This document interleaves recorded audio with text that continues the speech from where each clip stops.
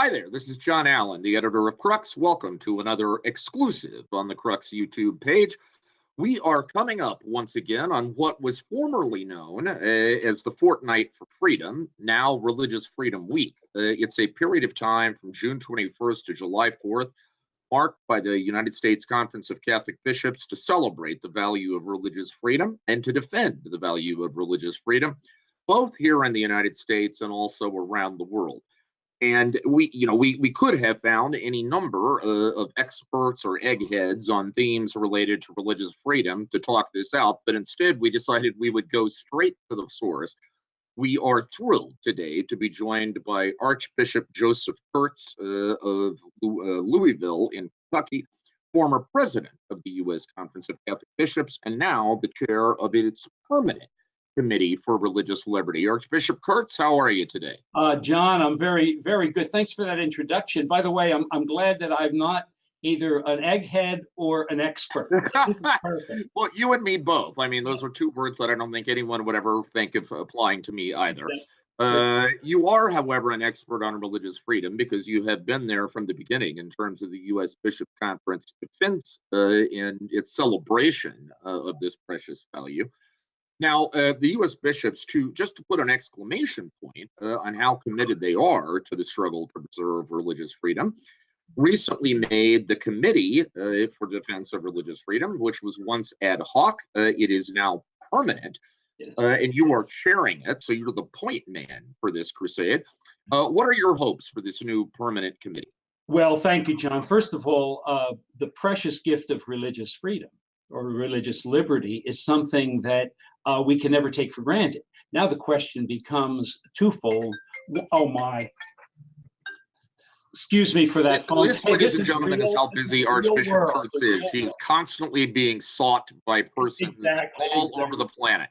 Exactly. Well, basically, John, I would say there's really two major areas. One is, of course, when somebody is trying to either witness to the faith legitimately or serve other people and with integrity, we want to be there to help them, to defend it. If there is, especially if there are difficulties within governmental regulations or laws. So that will always be a bit of better bread and butter. In that regard, our committee is really second fiddle. So in other words, if the issue relates to a nurse who needs to be involved with her life as a nurse, but refuses to participate in an abortion, we want to help the pro-life committee on that.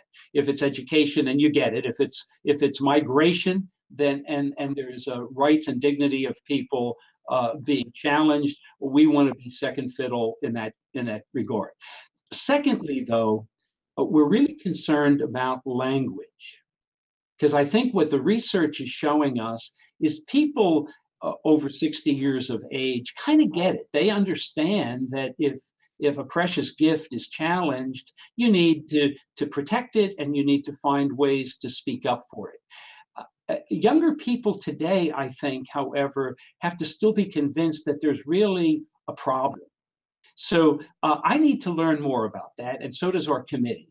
But that's one of the areas when I speak to our bishops in public session in June. It will be an area that I'd like to be able to address with them, not so much giving answers, but just first of all, acknowledging the reality that there's an unevenness, even within the Catholic community, of what exactly is religious liberty, and are these challenges real? And so that's going to be part of our work. Now, Archbishop, one thing I have noticed in recent years in terms of how the U.S. bishops engage this issue, the ad hoc committee on religious liberty, of course, began to some extent with the domestic focus, that is the defense of religious liberty in the United States, and very much continues to maintain that. Yes. But I have noticed also a growing focus on religious freedom abroad, on the international situation, particularly on anti-Christian persecution around the world, which, as you know, is a subject near and dear to my own heart. Can you talk a little bit about that growing attentiveness to the international situation as well? Yeah, let me mention two parts to that, John, because I think you're right. I think the early days of the Committee on Religious Liberty was almost completely absorbed with helping people like the Little Sisters of the Poor and what we thought was an unfair mandate, part of HHS mandates and regulations.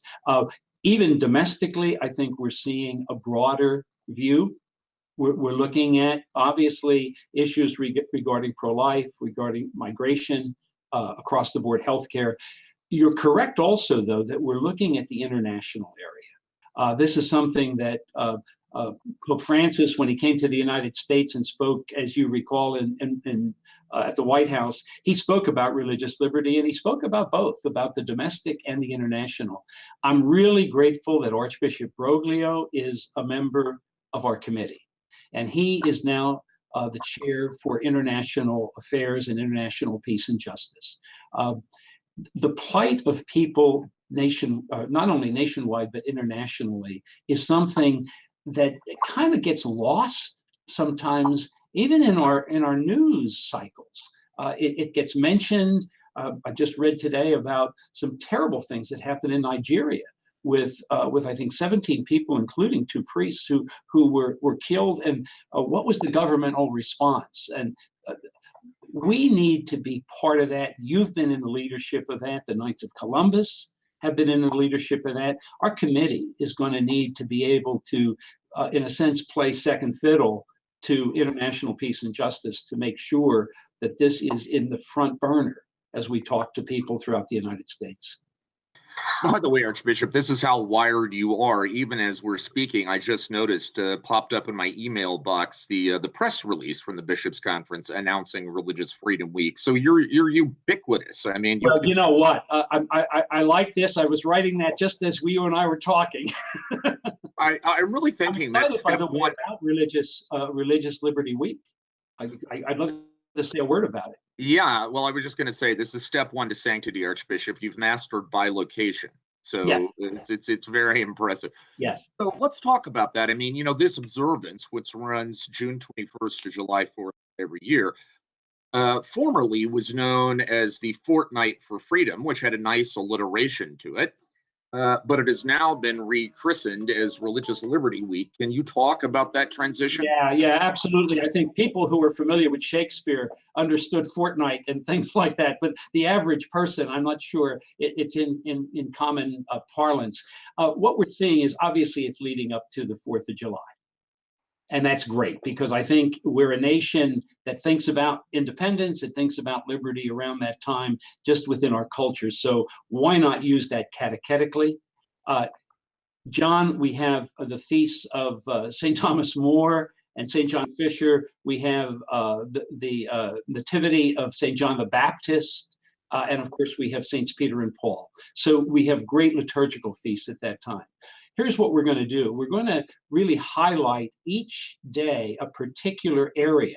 And we're learning, because Catholic Education Weeks, Catholic Schools Week, Catholic Migration Week that we had have all been very successful in focusing on a week-long area and having a theme for each day. That's what we're going to do. Each day will involve, obviously, education, a reflection, and then prayer and action. And I think you're going to be pleased as you see the material on it. One day we'll focus on migration. One day we'll focus on international affairs. Another day will, of course, be on healthcare. Another day on foster care. We'll have a day on education. And so, and then there'll be a generic day. And I know Bishop Barrett is doing one day on evangelization and catechesis. So we have a committee that's really at work. And in these 7 days, we'll have videos, we'll have opportunities of resources, and we're going to have one common flyer, if you will, that I think is going to fit well into a parish bulletin, as well as our diocesan newspaper. And by the way, folks, if you want further information on Religious Freedom Week, the activities of the USCCB Permanent Now Committee on Religious Freedom, Religious Liberty, you can find all that on the website of the U.S. Bishops. That is www.usccb.org. Again, usccb.org. You'll find the heading there for religious freedom, and all the materials Archbishop Kurtz just described can be found on that site. Archbishop, lastly, let me ask you this. If you are an average mass-going Catholic out there, And I am, by the way. huh? I am, by the way. I go to mass. Yeah, I shouldn't have put that into the subjunctive. Sorry. I mean, if you are a non-bishop, average mass-going Catholic out there, and you would like to see your parish plug into this week, that is the Religious Freedom Week from June 21st to July 4th, what's the most practical thing to do? Well, I think the first thing to do is have a computer, because I think accessing through the computer is important. I think the second thing is begin with where your passion is. Begin with where your passion is. And I think when you look at the 7 days, there will be something you already know and are committed to. Go with that, because we're asking for concrete actions. And then, like I like to say to people here in the Archdiocese, deepen and expand that passion. Look at least one other issue that is very, very important and learn a little bit that week about that issue. And then finally, um, allow this to be an exercise in which we don't take for granted the precious gift of religious freedom. It's a freedom to serve. Remember what our theme is. It is serving others in God's love. So the focus will be on serving other people in God's love. It's not a privilege to be kind of how would I say it? Almost to be not shared, but rather it is actually something that is meant to have us witness and go out of ourselves. Something that Pope Francis is saying over and over again. Well, you mentioned the need to sort of start with your passion, but then broaden out from there. I do hope that one of the things people will broaden with this year and every year going forward is the issue of our suffering sisters and brothers in the faith around the world, anti-Christian persecution. I am personally convinced that this is the most dramatic and the most untold Christian story of our time. And Archbishop, I want you to hear me say thank you, both to you personally and to the Bishops' Conference generally, for trying to lift this up as an issue. Because whatever our struggles here are in the United States, and they are very real, and the bishops are right to highlight them, there are hundreds of thousands of Christians around the world who literally take their lives in their hands. Absolutely. Every time they go to church, every time they open their Christian-owned business, for that matter, every time they walk down the street. And those people need our solidarity and our support. And for what you guys are doing to deliver that, I think we all stand in your debt, Archbishop. Well, John, thank you. And let me say this too. Thank you for the way in which you have carried the banner and have done that consistently over the years. We need to promote and the need for each one of us to be involved in protecting religious liberty. All right, so the brand new rechristened Religious Freedom Week, sponsored by the United States Conference for Catholic Bishops, is right around the corner, June 21st through July 4th. You heard Archbishop Kurtz say that there are specific foci, specific areas of emphasis for each of these days, and you can find all those materials on the USCCB website at www.usccb.org. Again, usccb.org. We will also have comprehensive coverage of Religious Freedom Week on Crux. As always, we are your one-stop shopping destination for the best in smart, wired, and independent Catholic news. You can find us online at www.cruxnow.com. That is cruxnow.com. We will also continue to bring you exclusive video features here on the Crux YouTube page.